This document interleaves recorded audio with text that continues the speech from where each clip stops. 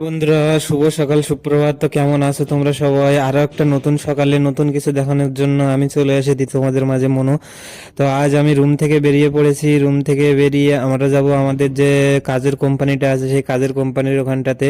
তো ওখানটাতে গিয়ে আজ আমাদের লোডিং দিন। তো লোডিং দিনে কোন কোন গাড়ি আসছে, কি কি গাড়ি লোড দিচ্ছি সবই তোমাদেরকে দেখাবো।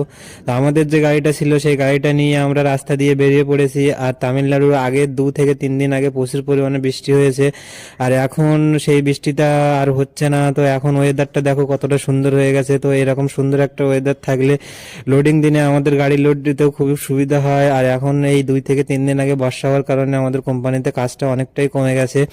তো এখন আমরা চলে এসেছি আমাদের কোম্পানির যে রাস্তা, পাশের রাস্তা, সেই পাশের রাস্তাতে চলে এসেছি। আমরা যে নারকেলের কাজ করি সেই নারকেলের গোডাউনটাতে আমরা এসে গেছি। তো এসেই দেখি একটাই গাড়ি এসছে লোডিং দিনে।